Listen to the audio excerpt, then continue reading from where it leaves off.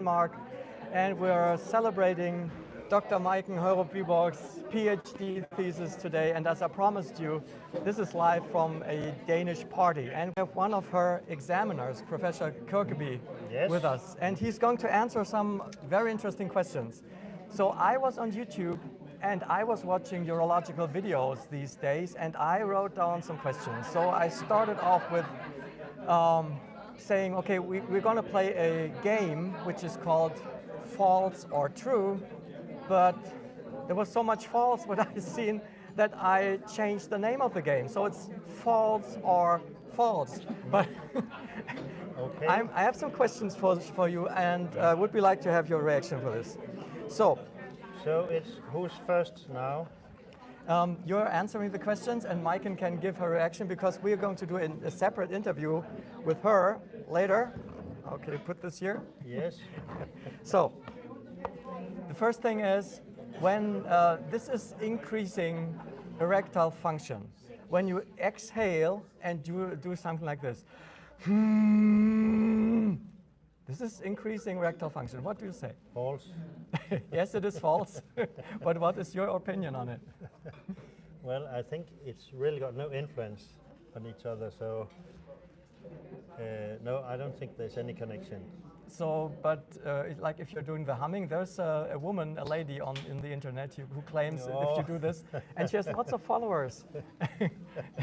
So. Oh well, I think it's the bull sound, but I think it won't work with women. So, Dr. Majken, what do you say? You have the PhD. Oh wow! I've never thought about it, so I'm not sure what to say. So it's the first time you're confronted with this kind of theory. Definitely, yeah, definitely. I've never heard any theories on that. But I agree with Dr. Kirkeby, it cannot be true. Okay. I prefer to use other means, to charm a lady. Yes, what are you using? Oh. A violin? Violin? Yes, a violin. He was playing the violin, and he was playing some very beautiful Danish songs. I'm very sorry I couldn't record it, but it was excellent. Thank you. Thank you. So, but you have to remember, this is not just a party. Here is the most powerful, impactful community of urological knowledge together. So, because I always get these comments telling me that it's not true what I say them. So next question. Okay. Benign prostatic enlargement is a swelling, and you can make it go away by drinking watermelon juice.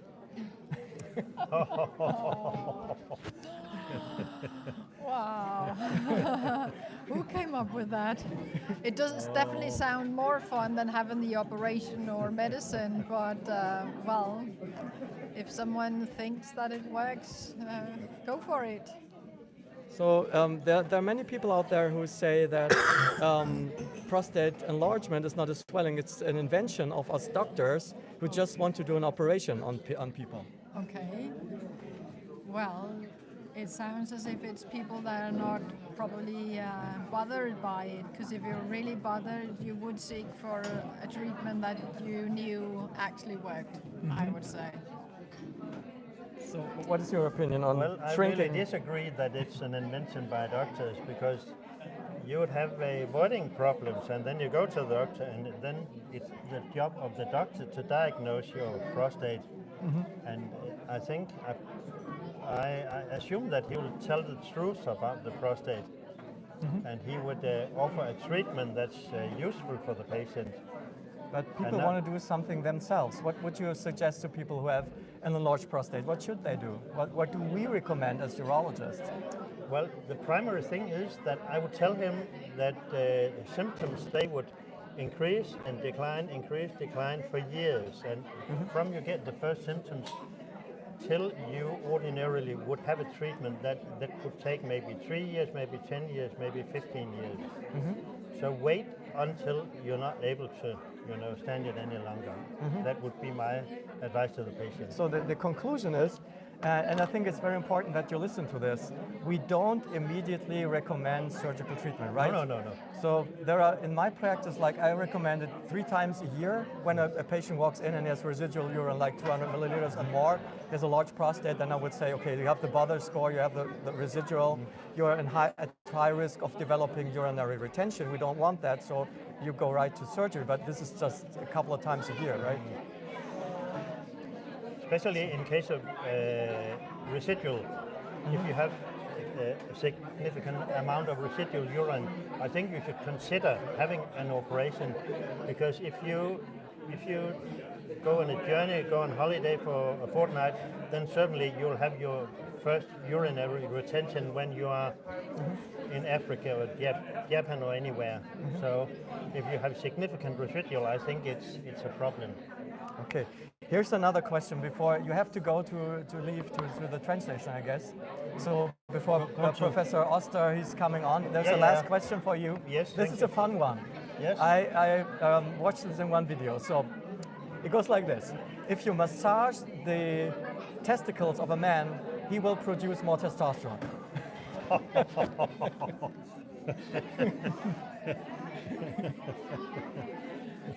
Well, I wonder how they examine it. Who would let their testicles be massaged and later a blood test? What can I say? Well, it sounds crazy to think of it. I don't know. Could there be some possible mechanism how this would work? I was thinking about it, like how could this possibly be effective? There's no idea. I didn't come up with any idea. It won't work, but you could always try. One last question. What do you think about testosterone? I think this is, I don't know if you are on the internet, on social media, but everyone who doesn't have any problems, and especially young men, they want to increase their testosterone levels. Yeah. This is just like crazy. And young guys who are strong, who have lots of testosterone, they want to get higher in their testosterone. But I don't think that has any effect, because if you're within limits, like testosterone has a very huge variation between individuals, as long as you stay within these limits, you won't feel a thing. You won't feel whether you are high in the normal range or low in the normal range. Would you agree to that? Or you won't feel it, but I think you'll have increased muscle strength. So, but I would strongly advise people, especially the younger people, not to take testosterone because they are destroying their semen quality. Yeah, but they don't want to take this. They want to drink something, or they want to exercise. Yeah. In order to increase testosterone. And the thing is, testosterone is increased by exercise. There's lots of data about this. But this will only happen for 30 minutes, and then it will drop back. So we don't really know why testosterone is.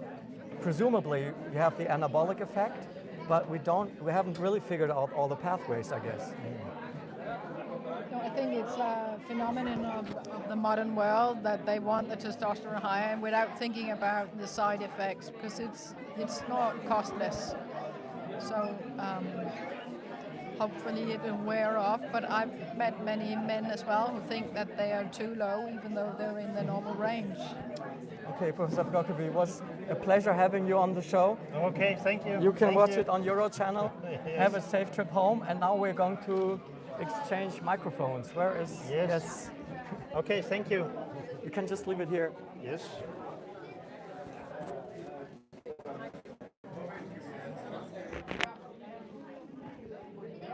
Tusind tak skal du have. Så det er to. Jeg holder lige øje med jer, så smutter jeg ind. Så det kan jeg tage i lommen.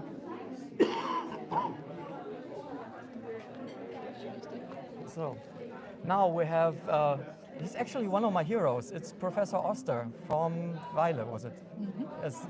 And I have been practicing stone management according to his scheme that he presented at a meeting 15 years ago, because it was so logic, and how to construct stones and break it down to different parts. So you're my hero. Oh, Welcome thanks. to the show. Then I have one Okay, but it's not about stones. No? It's about sexual medicine. Oh my God. So different kind of it's stones. either false or false. Okay, here's the technique to increase penile size. You take the penis at the base of the penis, and then you really squeeze it, and you squeeze the blood towards the end, and then you do this. Does it increase the penis? I hope not. I think this must be false. Yes, it is, but you know what this technique is called? It's called jelking. Have you heard about Jelking? it? Jelking. No? Never? Have you heard about jelking? No, me neither. So this is how many young men try to increase their penis size. They just press the blood towards the tip of the penis, Yeah. and then they also contract the pelvic floor in order to get it larger. Thing is, I've had 2 patients this year who presented with severe sexual dysfunction because of jelking.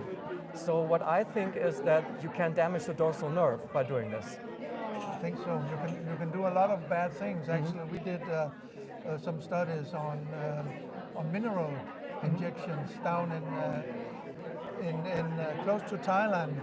We did a big study that was published in the World Journal of Urology on complications due to mineral oil injection. So it's an issue for men to enlarge penis, but this, don't do this at home, I would say, because it makes a lot of problems. Thailand is one of the countries, and presumably Bulgaria, where they inject lots of mineral oil into their penises. You're right. So I had one patient last year, and this just looks terrible. So don't inject mineral oil because it will really destroy your penis. So they have to have surgical operations. You have to strip the penis more or less, and you have to do plastic surgery on them. Exactly, and that's actually what we documented down there. Actually, we did advertising in the society for not doing this because it's so widespread. So never.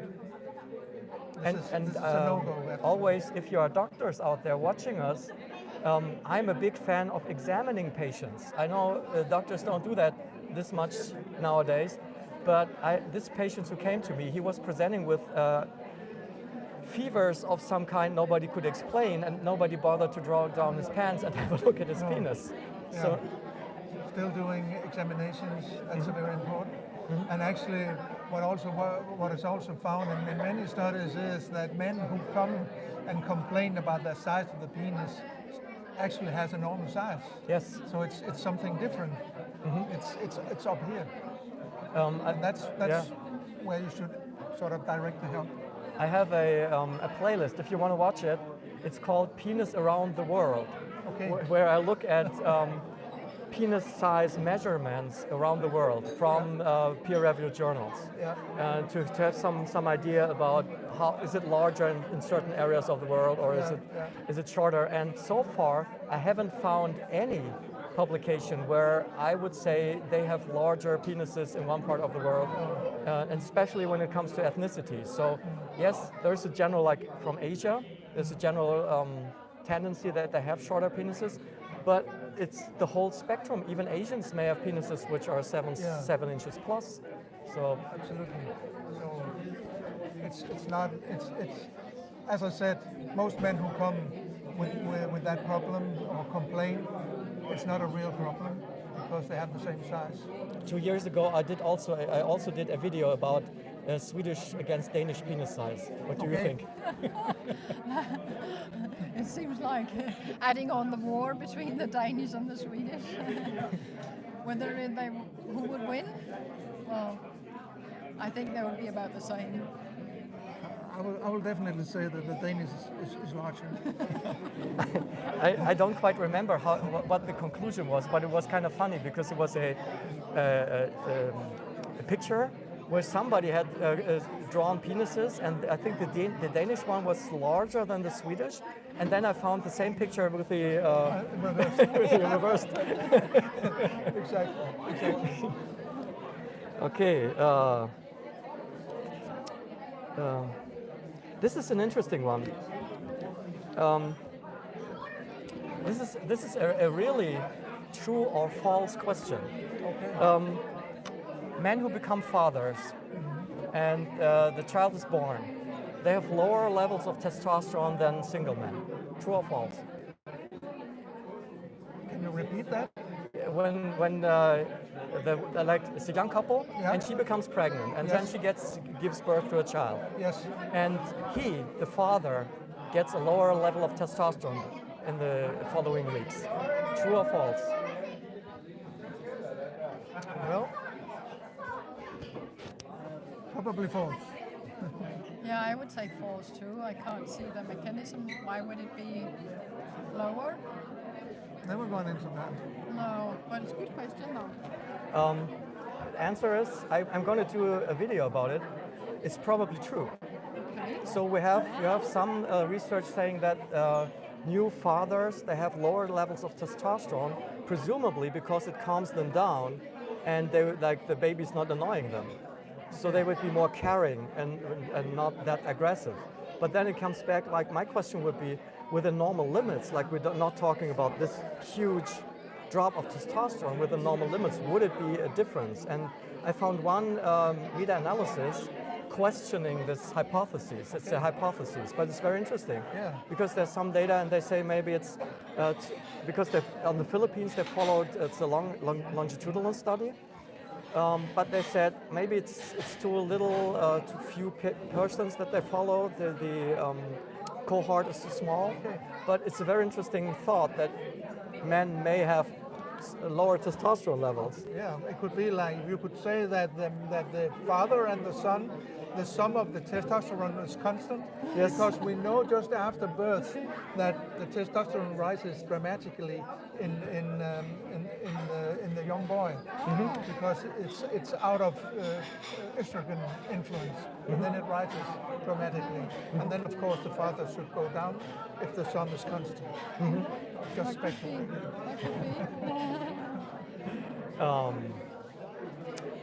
Here's another question.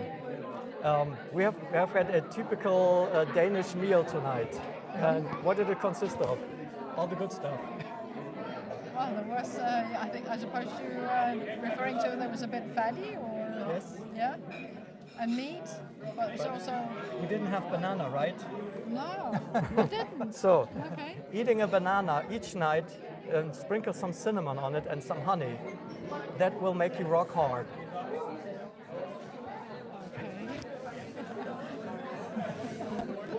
It definitely sounds false, but if you believe in it, go for it.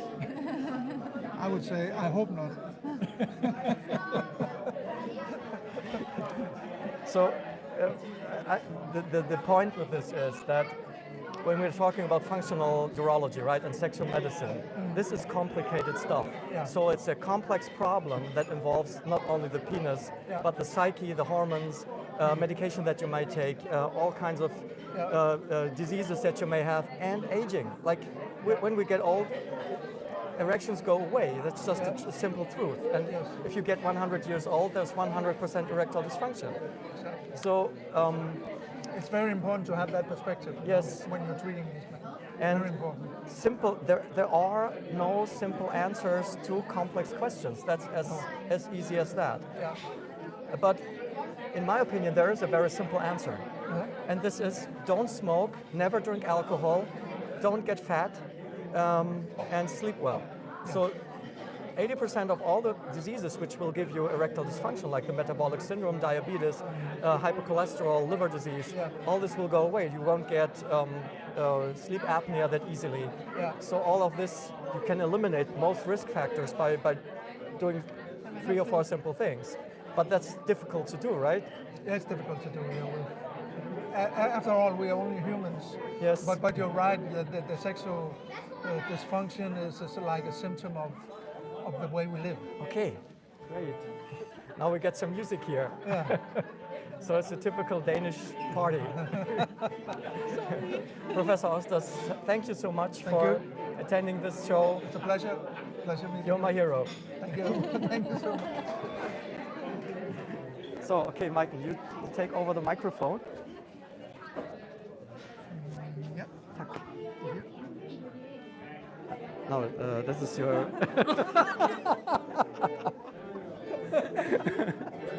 skal du have. Good to see you. Tak. So we were laughing because instead of giving him the microphone, he was handing me his wallet. Not bad. Okay, so you can just put it here somewhere. Så, Dr. Majken Højrup Wiborg, så ses vi igen. Det var kind of Swedish. We see each other again after half a year. I wouldn't have believed it because when I got here in May, we just were doing a video, and then you called me up and were telling me that you do your PhD defending today. So how was the experience? Oh, it was, well, I don't know what word to put in it. I was so nervous before the PhD and also defending it. But everyone said that it went great and that it was easy to understand and that it was a good experience. So I guess I'm relieved now that it all went well. Yeah. Yes, congratulations. Thank you. You're one of the experts on Peyronie's disease now in Denmark, right? Yes. Because there are not very many who have done stem cells. You are the only one in Denmark doing stem cells on Peyronie's disease. And we talked about it in May. But maybe you can just summarize in 2 or 3 sentences about stem cells. Do they work? Are they effective? Our study, we said that we only thought it to be effective if it reduced the curvature of 17 degrees or more, and unfortunately we did not see that. Also, our study was very small and we wanted to make sure that it was safe before doing it at big scale. So we primarily looked at safety, but concerning efficiency or the effect, we did not see a significant reduction, but many of the men themselves experienced that there were an improvement. Actually, 50% of the men thought there were an improvement in the curvature without that we could measure it. Okay, so you were talking about this at your defending your thesis today. And it sprang to my mind, like, I have another indicator that I am using while assessing the effects of my treatments, and that's the partners. Because men very often, they don't really know, so they say, maybe they want to please the doctor and say, oh, it's better. And I always ask, what does your partner say? Does she or he says, it's better? And if they say it's better, it usually is. That's my experience. The men said it on their own, and some of the men did report that their wives thought that it was better. They were in doubt, but they reported that it was better. But I didn't have a question on the questionnaire to sort of systematically ask for it. But it's true. They did, though, in the questionnaire that we translated, a lot of men asked for, could we ask my partner as well whether she is bothered? Because it's, I mean, one side of the case is my bother, but it's also important for me how my partner experiences it. So the partner is definitely important. And the study that you did, I understood it that you didn't add any other kind of treatment. So you were just going for stem cells and didn't combine it with traction or other forms of therapy. There was a bit of home exercises. So a bit of a manipulation at home twice daily for 6 weeks. So there was a bit of a combination, but not apart from that. So there's lots to discover in stem cells. Yes. And we're going to do a show in your office because now you have opened an office so people can come to you now, which wasn't possible before, and get help. So it's I'm very excited to see how your office looks, and we're going to do an interview in it tomorrow. I'm looking forward to it. Yes. Yes. And I thank you very much, all of you, Dr. Majken Højrup Wiborg, and every one of you for tuning in and watching this live stream. And next week, I'm going to sum it up for you in my weekly live stream at home. So have a good night. Bye-bye.